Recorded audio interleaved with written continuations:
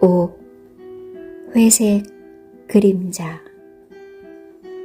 우리를 태운 국제 특급은 예정대로 저녁 4시에 밀라노 중앙역에 도착했다.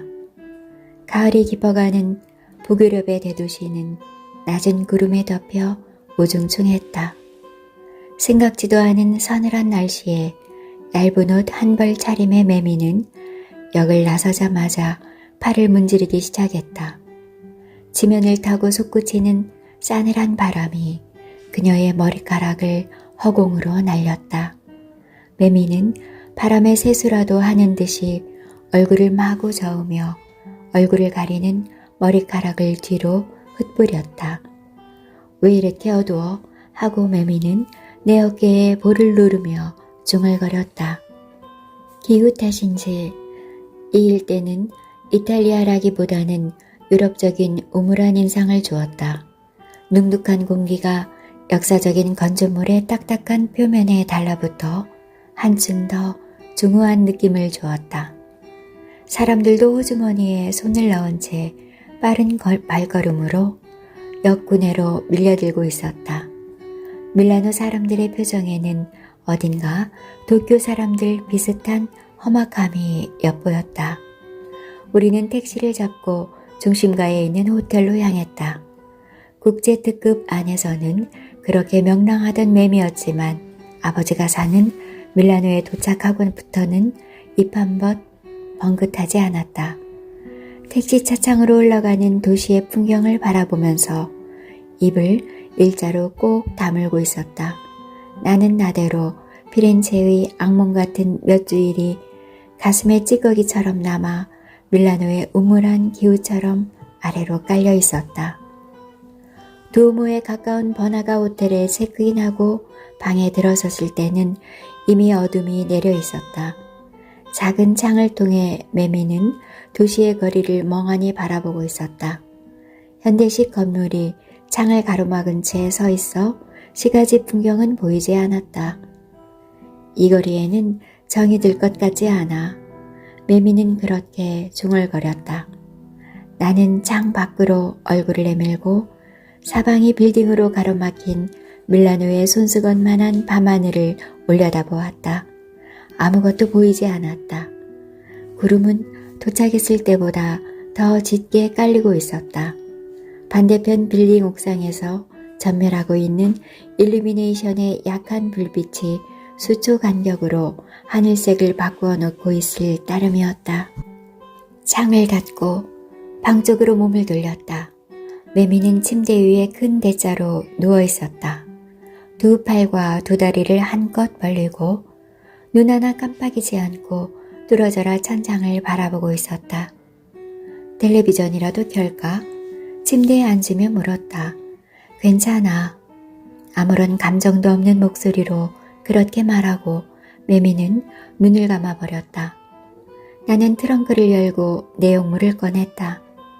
옷은 옷걸이에 걸었다. 그녀의 화장품 가방과 내가 읽던 책은 테이블 위에 올려놓았다. 가지고 온 소형 카세트에 바하의 피아노 곡 테이프를 넣고 스위치를 눌렀다. 섬세한 피아니스트의 손가락이 마치 시인이 언어를 자아내듯이 건반 위를 우아하게 오가며 선율을 만들어가고 실내는 은은한 향기에 감싸이는 것 같았다. 매미가 한숨을 내쉬었다. 여기까지 와서 이런 말하면 못하지만 아버지 만나지 말까봐. 왜 그러니? 이제 와서 만나는 게 좋아. 매미는 자신을 향해 말하듯이 나지막이 왜 하고 중얼거렸다. 그냥 하고 나는 대답도 아닌 대답을 던졌다. 침묵이 두 사람을 감쌌다. 피아노 선율만이 조용히 허공을 맴돌았다. 매미가 내 무릎에 머리를 올렸다. 우뚝 솟은 코, 커다란 눈동자, 오른쪽 눈만 쌍꺼풀 짓는, 그리고 얇은 입술. 이런 자세로 내려다보니 새삼 미인이라는 생각이 들었다.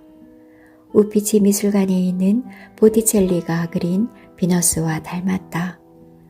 늘 어린애처럼 명랑하게 떠들어대는 성격 탓에 이렇게 얼굴을 자세히 들여다볼 틈이 없었다. 그녀는 아직 자신의 아름다움을 느끼지 못하고 있다. 그게 오히려 더 좋았다. 만나서 무슨 말을 하면 좋을까? 그쪽에는 새로운 가족도 있을 테고 게다가 난 버림받았잖아. 정작 용기를 내서 만났는데 왜 왔느냐고 하면 어떡해? 너무 비참하잖아.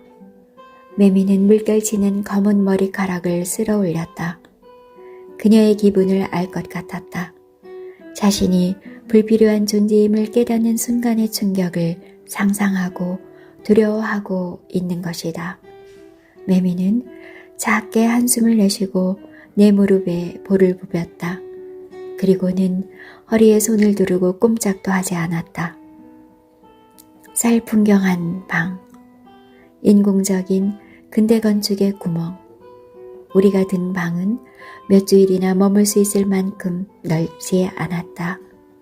밀라노에 도착하고부터 느끼던 폐쇄감은 조잡한 근대 건축물들이 역사적인 건축물 틈을 뚫고 들어온 탓이다. 피렌체에는 근대 건축은 하나도 없다. 그러나 이곳 밀라노에는 중세의 건축물과 근대적인 것이 혼합되어 있다. 유적과 역사적 유산을 끌어안고 있으면서도 한편으로는 세계 최첨단 패션 발신지이기도 하다. 그러나 이 거리에는 피렌체와 같은 통일감이 없어 오히려 최첨단 문화가 인간을 오염시키는 듯한 느낌을 준다. 그런 느낌도 내가 과거를 다루는 복원사라는 직업을 가진 탓이리라. 미래를 향하여 활동적으로 살아가는 사람들에게 이런 말을 하면 화를 내겠지만 복원을 거부하는 강인함과 야심적인 새 것에 마음을 빼앗긴 도시적인 분위기에는 늘 차가움이 감돈다. 우리가 숙박하는 호텔이 가장 좋은 예가 된다. 습기 차고 냄새나는 침대, 벽에는 예술의 나라 이탈리아와는 전혀 어울리지 않는 조잡한 석판화가 장식되어 있는데 카펫은 오히려 새롭다. 무엇보다 방이 콩알만큼 좁아서 피렌체의 내 방에 비한다면 이런 무기질적인 분위기는 형무소의 독방이나 다름없다. 우리는 저녁을 룸서비스로 시켜 먹고 샤워를 한 다음 일찍 침대에 들었다. 매미는 잠이 오지 않는지 차가운 발끝을 내 허벅지 틈으로 밀어넣고 가슴에 안겨 한참이나 꼼지락거리다 어느새 잠이 들어버렸다. 나사가 부러진 욕실의 수도꼭지에서 떨어지는 물방울 소리에 귀를 기울이는 사이에 나도 잠에 빠져들었다. 꿈속에서 내 품에 안겨 잠든 사람은 아오이였다. 낮에는 말짱한 정신으로 살아가다가 밤만 되면 무서운 꿈을 꾸고 몇 번이나 잠에서 깨어나 어린애처럼 가슴에 안겨온다. 왜 그러니? 하고 묻자 무서운 꿈을 꿨어 하고 몸을 부르르 떨었다. 사람들이 점점 줄어들어 하고 말했다. 다들 죽어가. 아는 사람이 갑자기 변했어. 나를 모른대. 준세이가 죽었어. 다른 사람이 내게 전해줬어. 그녀는 꿈을 떠올리며 울고 있었다. 결의에 가득 찬 낮의 표정과는 정반대로 나약한 인간의 모습을 드러내고 있었다. 아오이는 지금도 그런 무서운 꿈을 꾸고 누군가 곁에 있는 사람의 품에 안기는 것일까? 그녀를 안는 사람이 부러웠다. 한밤중에 그녀에게 넉넉한 가슴을 빌려줄 수 있는 남자가 얼마나 행복한지 당시에 나는 몰랐다. 내 가슴에 달라붙는 매미의 촉감에 현실로 돌아왔다. 그녀의 달콤한 몸 냄새가 코를 간지렸다. 지금 여기가 밀라노라는 사실을 깨달았다.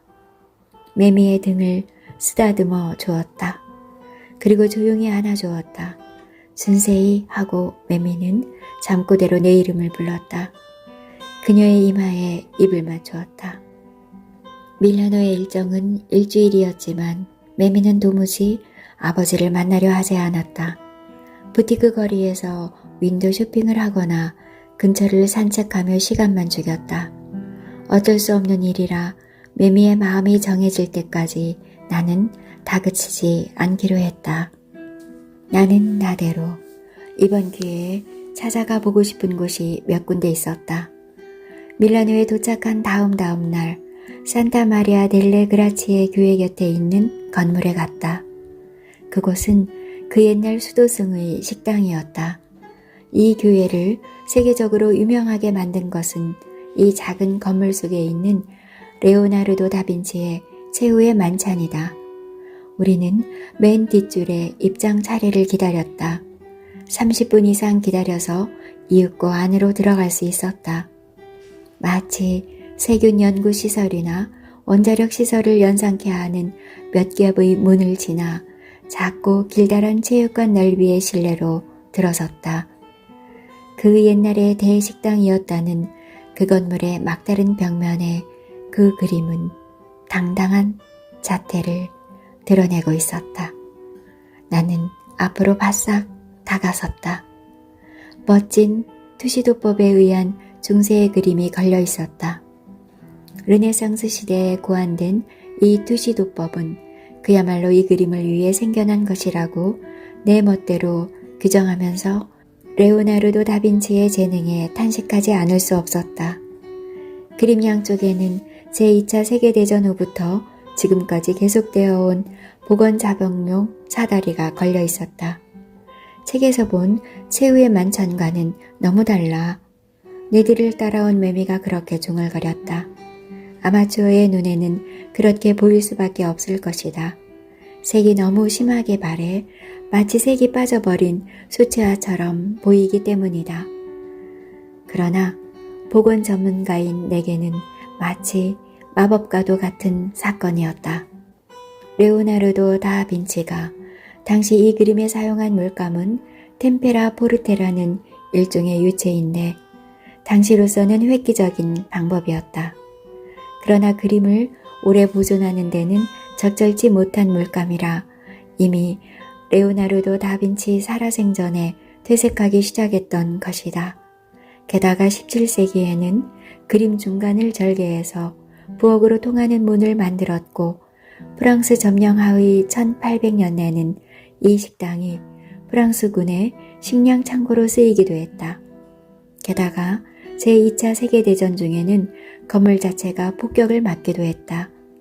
그런 시간적, 인공적 침식을 받으면서도 이 그림이 지금 많은 사람들 앞에 온전한 모습을 드러내고 있는 것은 몇십 년에 걸친 치밀한 복원 작업이 있었기 때문이다. 복원사들의 성실한 노력과 치밀한 솜씨가 세계의 유산을 지켜낸다는 것을 생각하며 나는 자부심을 느꼈다. 이렇게 희미한 최후의 만찬도 나쁘진 않아. 나도 모르게 매미를 돌아보며 강한 어조로 그렇게 말했다. 매미는 나를 보며 미소 지었다. 기초적인 것 하나 물어봐도 돼? 나도 응 하고 웃어 보였다. 이 그림은 뭘 그리고 있는 거야? 학교에서 뭘 배웠니? 하고 대묻자 매미는 그걸 여태 어떻게 기억하니? 하고 뾰루퉁해졌다. 너희들 가운데 나를 배신한 자가 있다고 그리스도가 말한즉고 제자들의 경직된 반응을 그린 거야. 아, 유다? 그래, 유다. 나는 그 순간 무참히 파괴된 프란치스코 코사의 그림을 떠올리고 말았다. 선생의 제자 가운데서도 유다가 섞여 있는 것이다. 나는 피렌체로 돌아가면 무엇보다 먼저 그 배신자를 찾아내지 않으면 안 된다. 다카나시와 안젤로의 얼굴이 떠올랐다. 아니면 내가 전혀 모르는 인물이 그 음모의 핵심일지도 모른다. 1시간 정도 거기서 최후의 만찬을 살펴본 후 밖으로 나왔다. 나를 따라다니느라 지겨워진 매미는 밖으로 나오자마자 기지개를 켜며 크게 하품을 했다. 일본인 관광객들처럼 브랜드 제품을 살 돈도 없었기에 그 다음날 우리는 미술관 순례를 하게 되었다. 점심을 호텔 바로 옆에 레스토랑에서 해결한 우리는 우선 포르디 페촐리 미술관으로 향했다. 스칼라 광장에서 만천리 거리로 가면 그 오른편에 아담한 건물이 하나 나온다. 그 주변은 유서 깊은 저택지로 이 미술관 자체도 개인의 저택을 개조해서 만든 것이다. 밀라노 저택 특유의 길다란 문을 뚫고 안으로 들어가자 한적한 앞마당이 나왔다. 공기가 아래로 깔린 듯한 한적함은 밀라노 시가지의 혼소를 마치 환상처럼 느끼게 했다. 전시품들은 한결같이 나를 흥분시키는 것뿐으로 초기 르네상스기에 피렌체에서 활약한 폴라이 우올로의 여자의 조상을 비롯하여 보티첼리의 성모와 아기 예수, 지오반니 벨리니의 그리스도의 변모 등이었다. 나아가 포르디 페촐리 미술관에서 북으로 약 250m 정도 떨어진 장소에 장려한 궁전을 이용한 브레라 미술관이 있었다. 15세기에서 18세기에 걸친 롬바르디아 파와 베네치아 파의 그림이 수집되어 있는데 그곳은 그야말로 르네상스 미술의 보고였다. 매미의 존재도 완전히 잊은 채 나는 혼자서 앞으로 나아갔다. 그러나 우리가 라파엘로가 21살 때 그렸다는 마리아의 결혼 앞에 섰을 때 매미는 갑자기 아버지를 만나러 가겠다는 말로 나를 놀라게 했다. 그녀는 그림에 몇 걸음 더 다가서더니 입을 열기 시작했다. 아빠는 구두 디자이너였대. 20대 후반에는 꽤 명성도 있었고 아주 유명한 영화 감독의 의상 디자인도 했었대. 엄마 말로는 재능이 뛰어난 사람이었대. 그렇지만 그 이상은 아무 말도 않았어. 엄마랑 교토에서 만나 사랑을 나눴고 교제한 지 얼마 안 돼 나를 임신했지만 두 사람의 사랑은 오래가지 못했어. 두 사람은 서툰 영어로 의사소통을 했대. 자기 마음을 서로에게 잘 전달하지 못했던 모양이야. 교토는 피렌체 비슷해서 사람을 배척하는 분위기가 강한 동네라 일본어를 잘 모르는 아빠는 무척 고독했던 모양이야. 엄마가 보기에는 향수병에 걸린 것 같았다 했어.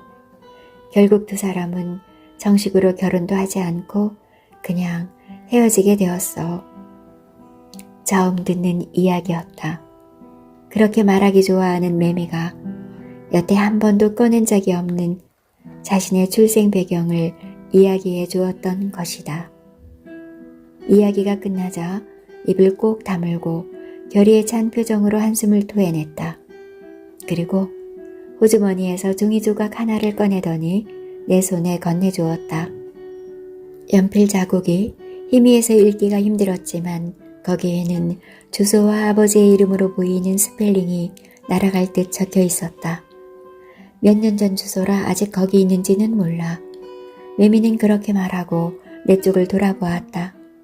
눈동자가 가늘게 흔들리고 있었다.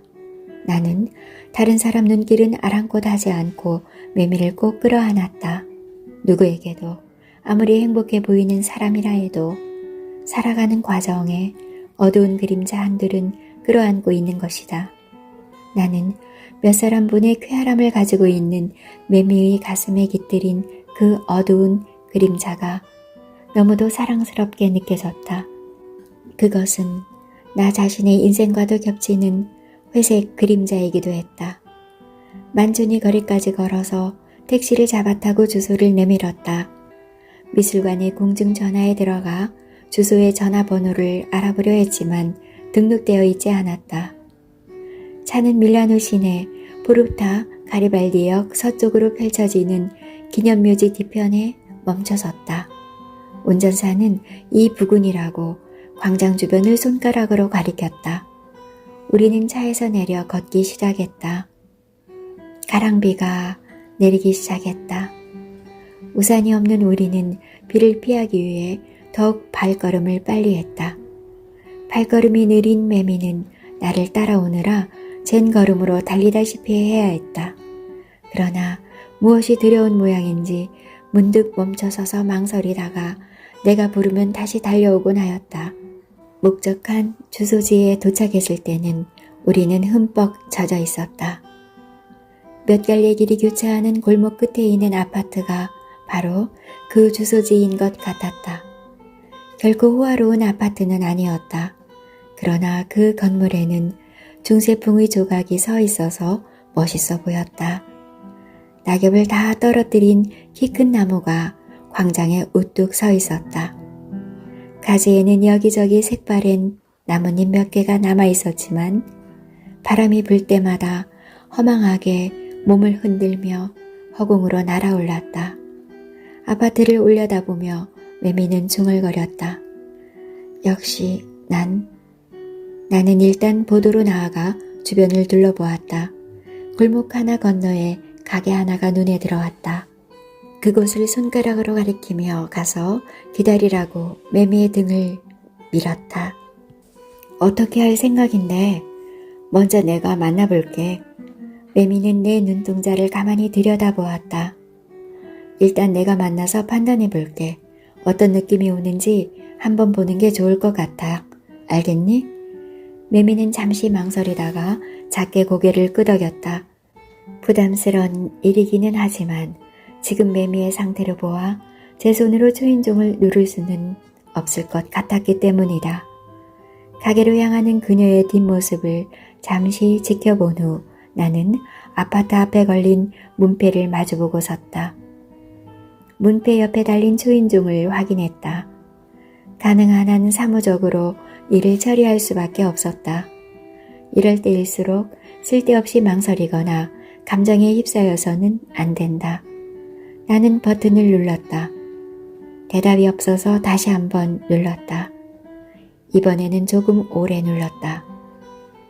그러자 기계적인 잡음이 울린 후 어린아이 목소리가 소형 스피커를 통해 들려왔다.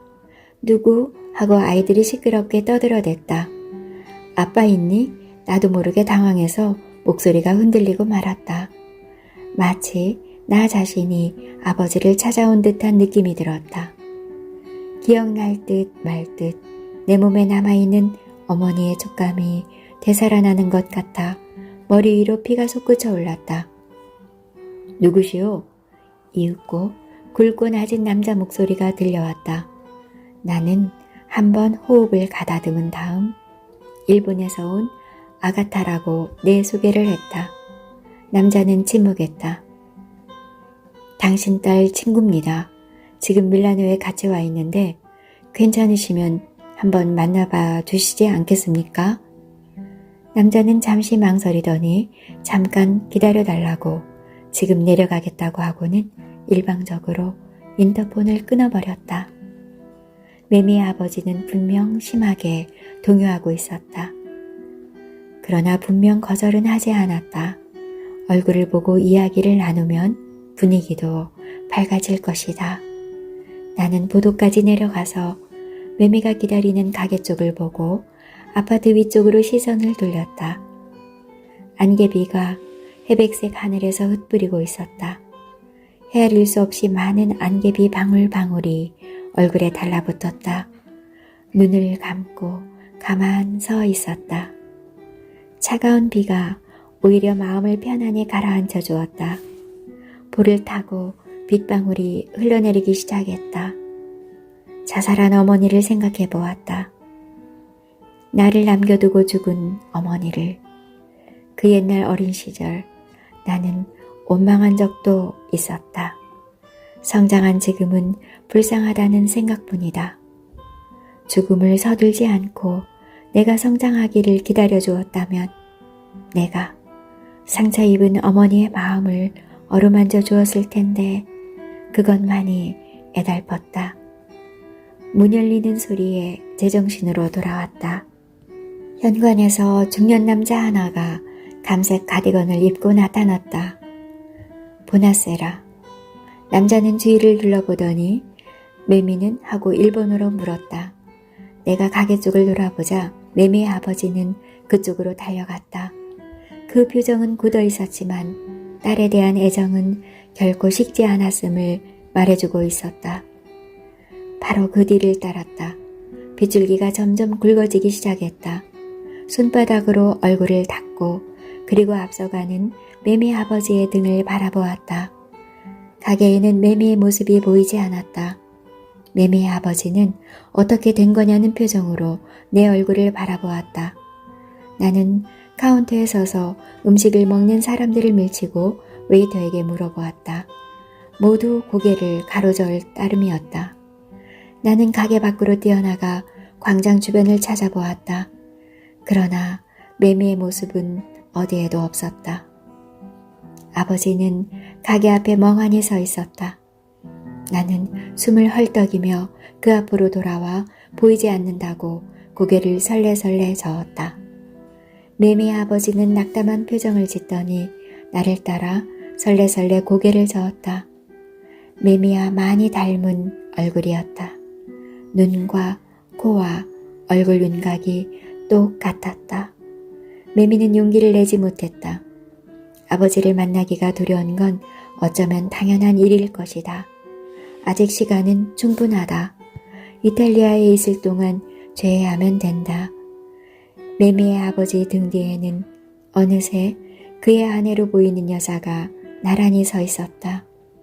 슬쩍 손을 뻗어 낙담하는 남편의 허리를 끌어안았다. 우리는 커피숍으로 들어가 에스프레소로 몸을 덮이며 선 채로 잠시 대화를 나눴다. 매미가 지금 어떤 심경으로 피렌체에서 생활하고 있는지, 지금까지 어떻게 살아왔는지, 오늘날까지 그녀가 살아온 과정을 알고 있는 한 상세히 두 사람에게 설명해 주었다. 아버지의 눈에 이슬이 맺히고 있었다.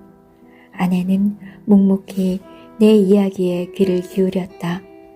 마음이 무척 상냥한 여자임을 알 수 있었다.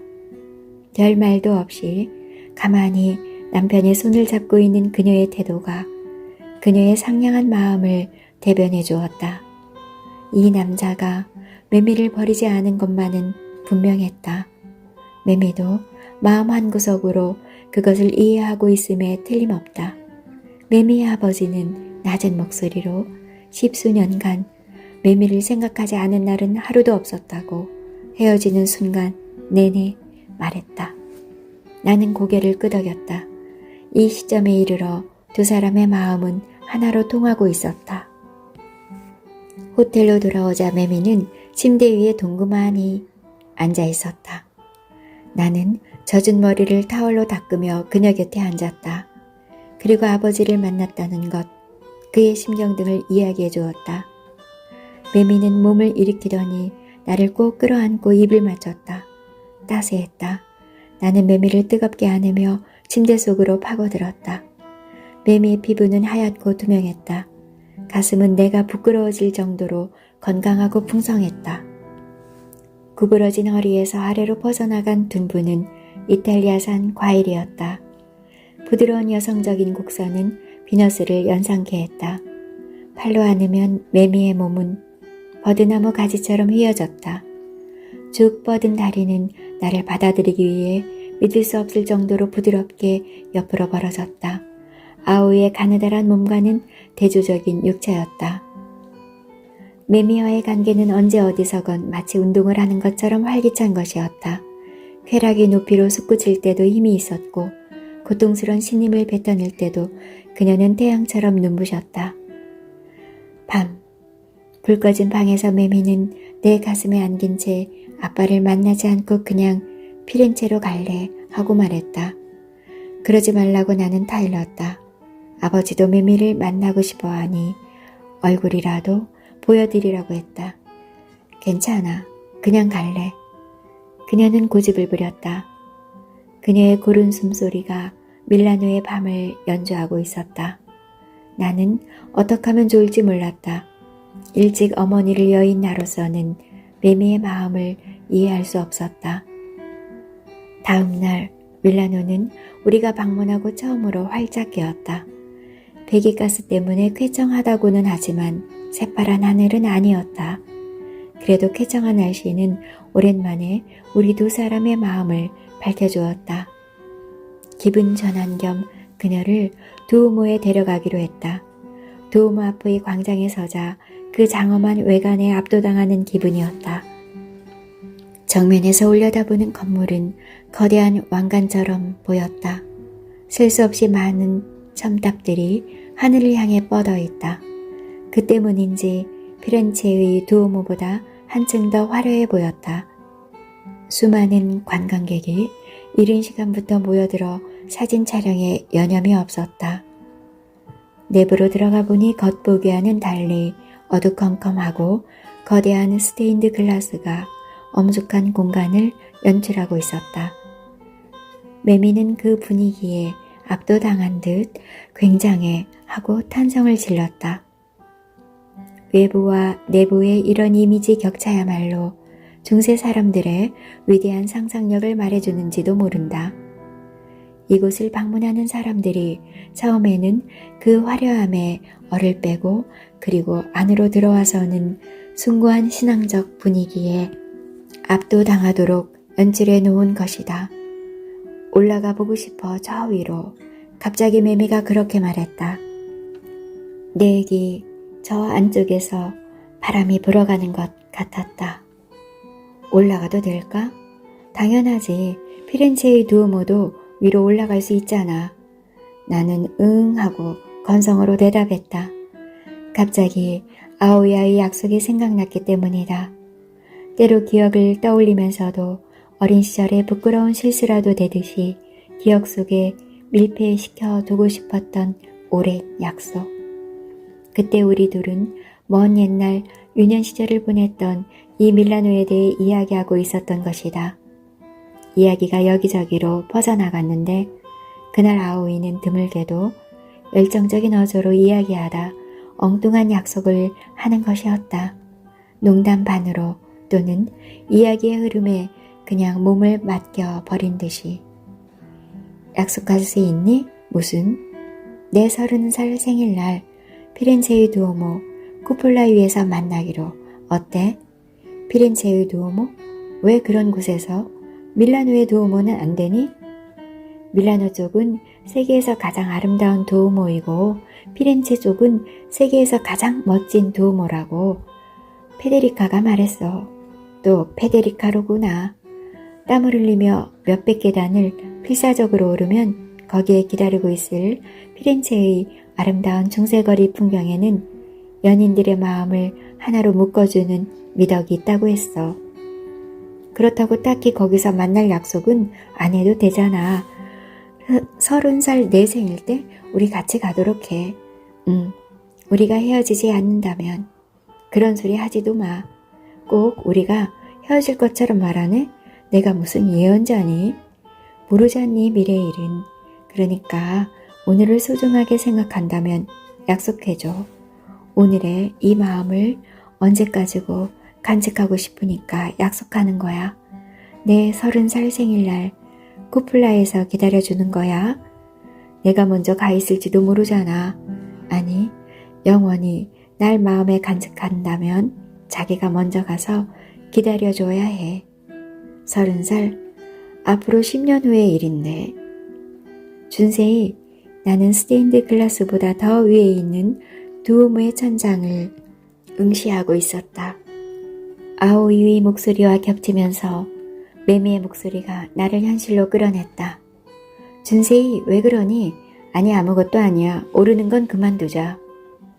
나는 그렇게 말하고 매미의 손을 잡고 끌었다. 어두컴컴하고 습지의 물 같은 두오모 속의 공기를 헤치며 바깥으로 나아갔다. 거대한 문을 밀치고 밖으로 나서자 광장은 빛으로 가득 차 있었다. 너무 눈이 부셔 우리는 눈을 가늘게 떴다. 사람들의 잔상이 시계 앞을 유령처럼 천천히 흘러가고 있었다.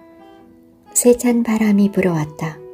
미국인으로 보이는 여자의 생달린 모자가 바람에 날리자 몇 사람이 모자를 따라 덩어리에서 떨어져 나왔다. 광장에 모여있던 비둘기들이 일제히 날아오른다. 시간을 알리는 종소리와 함께 내 기억 속으로 빛이 비쳐들었다. 그 다음 순간 내 눈앞으로 한 여자가 스쳐 지나갔다. 과거의 기억을 더듬고 있지 않았더라면 놓치고 말았을 그립고 낯익은 그림자였다.